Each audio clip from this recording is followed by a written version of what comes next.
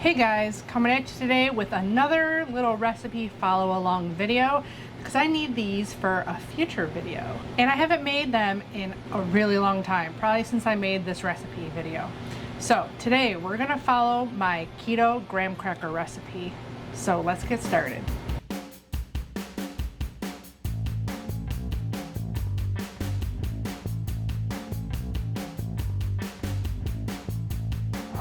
Hey everyone, welcome back. If you're new here, thanks for joining me. My name's Alycia and I'm a pastry chef with a sweet tooth. And I'm here to show you all the tips and tricks on how to make the best keto recipes possible. So if you enjoy my recipes, please consider hitting the subscribe button down there, giving this video a thumbs up, leaving me a comment. It really does help the channel and pushes my video to more people. And that in turn will help my channel grow and to bring you new keto desserts every Saturday for the foreseeable future.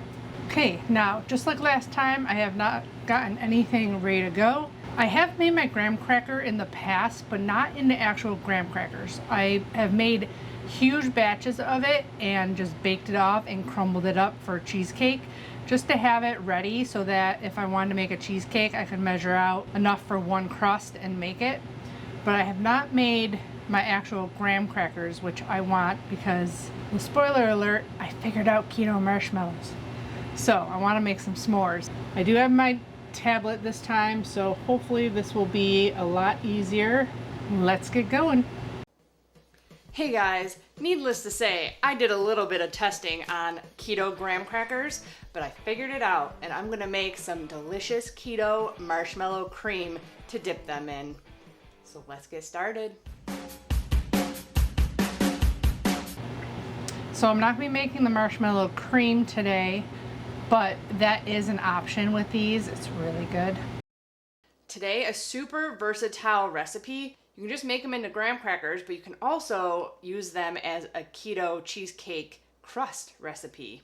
So I already have all my ingredients measured out. I weighed them all because it takes way less time to weigh than to measure with measuring utensils. We just got to sift everything together.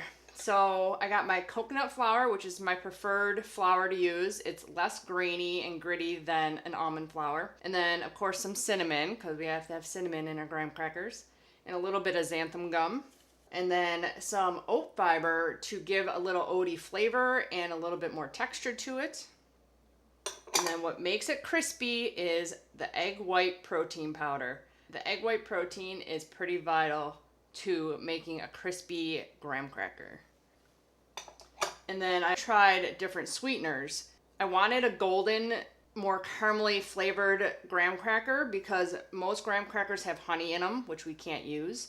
So this replaces that a little bit. I also tried with allulose, but the allulose doesn't get crispy.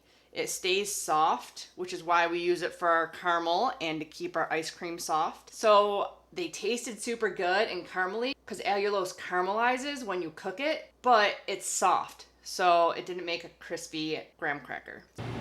Okay, so I didn't give any of the measurements again, so I'm going to have to look up the description box again and get the gram measurements.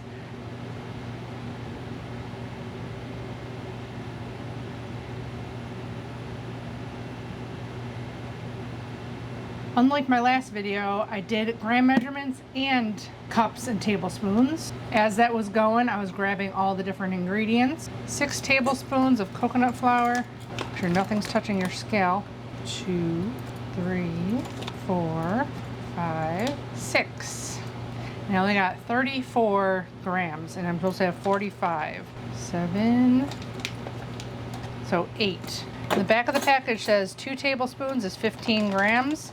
So it should only be 6, but it's definitely not. I always say just to use a scale. It's so much easier and more accurate. And in a recipe like this, you definitely need accuracy because you want it nice and crispy. And if you don't have enough coconut flour or any of the other ingredients, they're not going to get crispy like you want it. Now, unlike my other recipes, I don't have whey protein in here, and I'm guessing I probably could revamp this recipe and figure it out with some unflavored whey protein isolate in place of some of the coconut and still have a crispy cookie. I did egg white protein instead, and that does work to get you a nice crispy cookie or graham cracker. 2 tablespoons, which I think is going to be way more than that. Egg white powder is really hard to measure in tablespoons because it's so light and fluffy. That was 6. So I'm going to need, I think, 3 tablespoons. Whenever somebody has a problem with my recipe, I always ask, did you weigh everything? Because it does make a difference. So 3 tablespoons was 16. So this one says they're 5 grams each. I usually don't sift anything but the coconut flour because everything else is really fine. So as long as there's no lumps in there, you should be fine to not sift it all the way. Same thing with the oat fiber. Oat fiber, I said 2 tablespoons or 10 grams, which I believe that is correct. Now my oat fiber in the video, if you saw that, it was way lighter in color. Even this is a different brand, but I bought the brand that I have linked in that video and it was super dark. So I have since then to buying New Naturals oat fiber, and it's still darker than when I got it the first time in that video.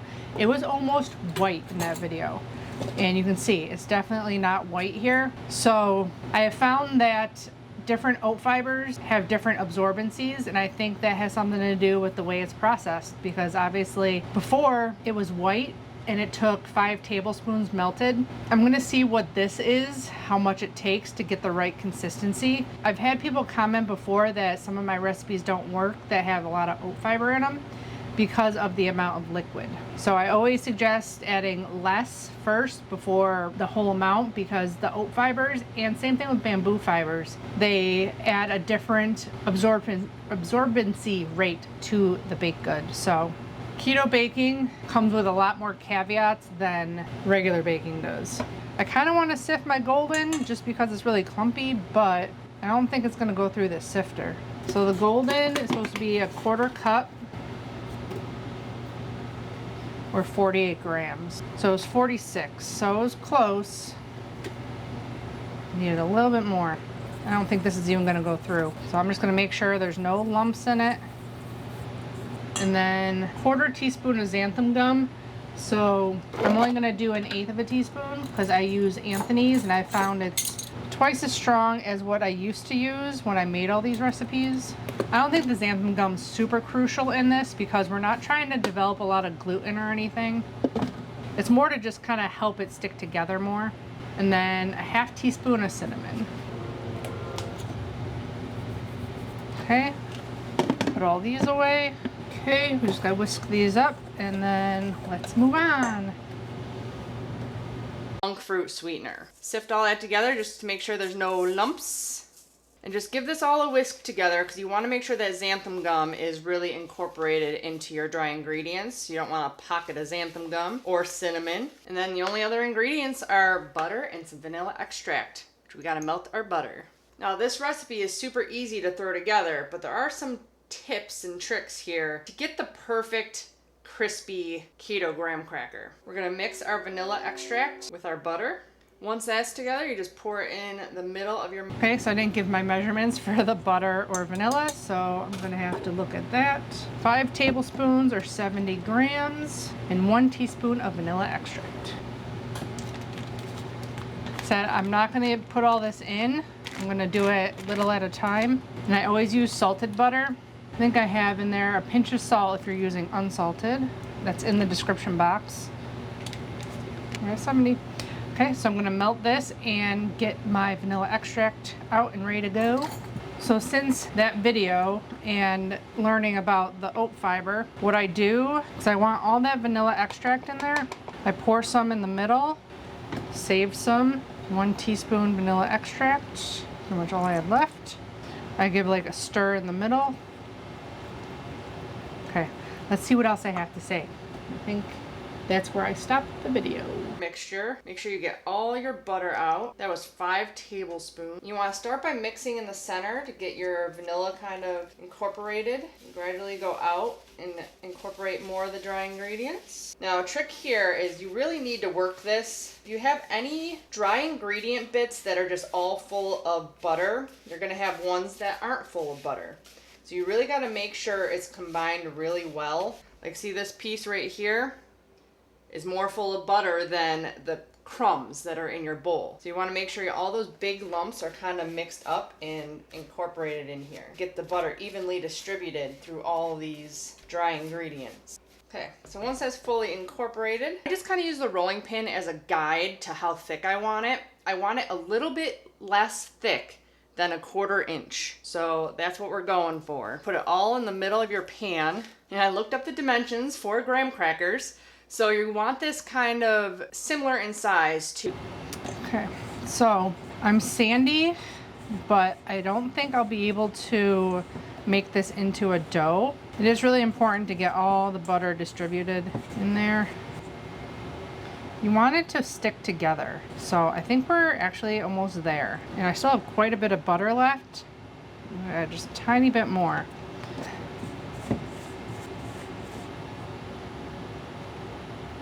I think that'll be good. I think it also depends on the sweetener you use, because the really cheap stuff that I use, Duralife, is a chunkier grain than the Locanto brand Golden Monkfruit erythritol blend. I think we're good there. I didn't say anything about it, but I saw that I have my sheet tray with a piece of parchment paper on it, so I'm gonna grab that. So you want this kind of similar in size to 10 inches by 8 inches. That'll give you 6 sheets of graham crackers. Okay, so 10 by 8. So I'm gonna grab my ruler. I do not have that rolling pin down here, so I'm just gonna have to eyeball it for thickness and hope that I can get it relatively even. So once you got it on your sheet, you kind of roughly put it into your rectangle shape you want. If you see any big lumps in there, kind of try and break them up a little bit. Okay, so 10 by 8. Said in the video, break up the clumps if you see any. Remember, it is really hard to move the mixture once you have it patted down. So that's why I suggest doing the rectangle first before you even start patting it down. So that's about 10 that way, and that's about 8. Okay, see, that's about 10 by 8. A little bit more over there. Let's see. The hardest part about this recipe is getting an even thickness all the way through your graham crackers, because the middle almost always ends up being thicker than your edges. So we're going to try our best to get it all even. I think we need it a little bit longer still. You don't really want to pat this down yet, because you want to get it kind of even first. Then you're going to squish it down to make it nice and packed, so you get nice thin graham crackers. Give a little measure. Yep, we're at 10 by 8. So I've done this just a few times, so that's why it was that easy. Now is when I take my rolling pin and just kind of give it a little... Problem is that then it makes it too wide in some areas, so you gotta kind of shuffle it down a little bit. Want this a nice rectangle. You want it thin in the middle. So 1/4 inch, so that's where it is now, but you want it a little bit thinner than that. So push it down and out to the sides. And then you can start working the edges. Someone also suggested on the video, I think, that you bring up the edge. Try to do that, which I think is a good idea. This is just an adapted recipe from my tag-alongs. The same thing happened in my tag-alongs. When you push them down and try to shape them, they try to crack at the edges. Gotta kind of push them together. It's almost like building a sandcastle here. It wants to fall apart. Yeah, so this is one of those recipes that is a little bit higher in carbs because of the coconut flour, but just like the shortbread, I think I can probably adapt this recipe and figure it out lower carb than it is now, but it is a good graham cracker recipe still. So I had a tablespoon of butter left over when I added the butter to this recipe. I measured it, what I had left, so that's what's going to mess up people's recipes if the oat fiber isn't as absorbent. I maybe could have added a little bit more butter to this. It's a little bit hard to push together. It's always the corners that end up being like too thin.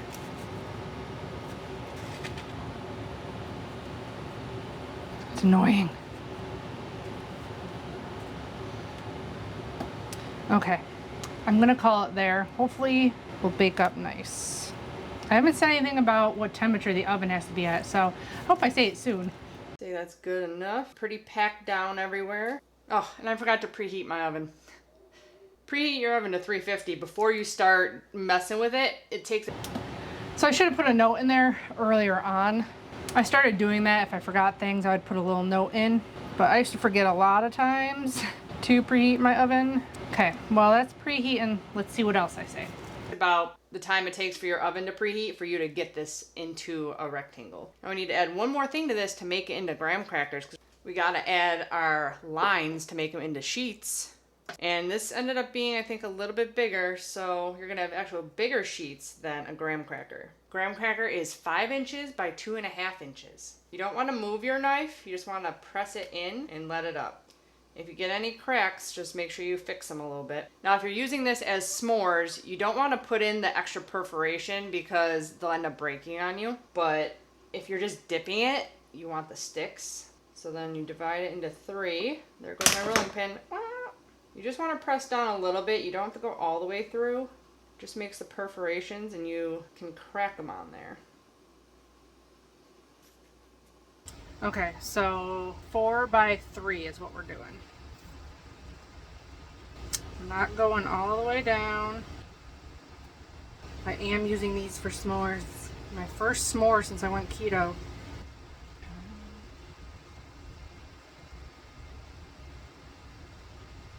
You're just putting lines in. You're not trying to cut all the way through. Trying not to go too hard.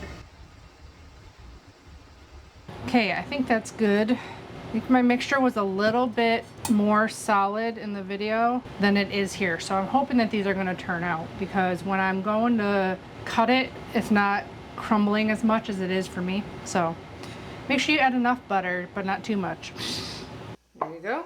Now each one of these sheets of graham crackers is 2 grams of net carbs, 12 for the entire thing. And our dip is 0 carbs. So I'm going to pop these in the oven. So it is a little bit higher in carbs than a lot of my other recipes. Marshmallows are still 0 carbs, but if you're adding chocolate on top of it, that does add the carbs. So hopefully in the future I'll be able to figure out an even lower carb graham cracker. Take about 10 minutes. You want them nice and golden brown all around. I'll be back to show you what they look like when they come out. Okay, 10 minutes. My oven is not preheated, so once that is, I'm going to pop these into the oven for 10 minutes. I'm going to do 5, turn them another 5, and check them, make sure they're nice and golden brown. Because I never use this oven for graham crackers, I don't think. I'm going to keep an eye on it after like 8 minutes. So a pretty simple recipe to follow.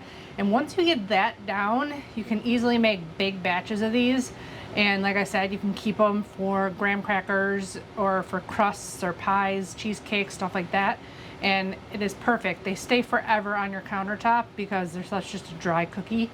They've been going 9 minutes. They look brown around the edges. It's a lot harder to tell when they're done because that oat fiber is a little bit darker. In the actual video, they were a lot blonder, so you can tell when they started getting brown on top.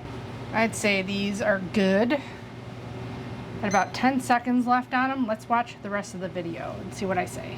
Okay, so I put them in for 11 minutes. I'll put 9 to 11 in the recipe, but you want it nice and golden brown all around the edges and to start getting brown in the middle too. So I'm gonna set these aside and we're gonna get on to making our marshmallow cream.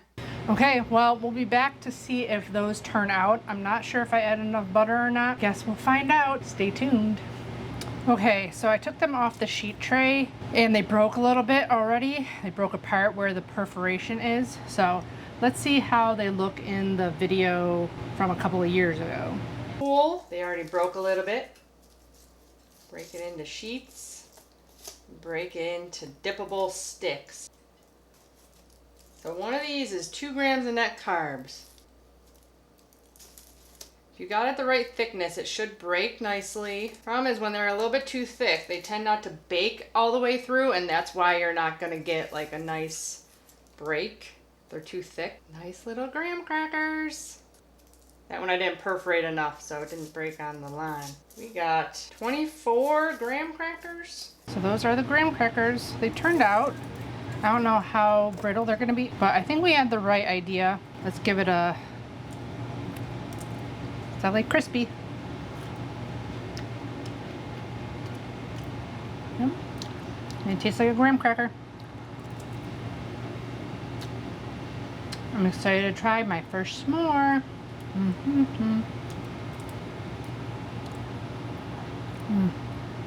little bit of cinnamon, a little bit sweet, delicious.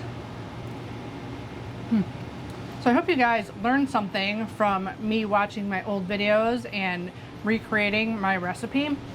I definitely learned stuff along the way, so I kind of like doing these recipe videos this way. That way I can explain the things that I've learned since making the original video. So let me know in the comments below if you do enjoy this type of video, and maybe I'll do some more. Don't forget to check out the Amazon links and the blog link to the full recipe in the description box below.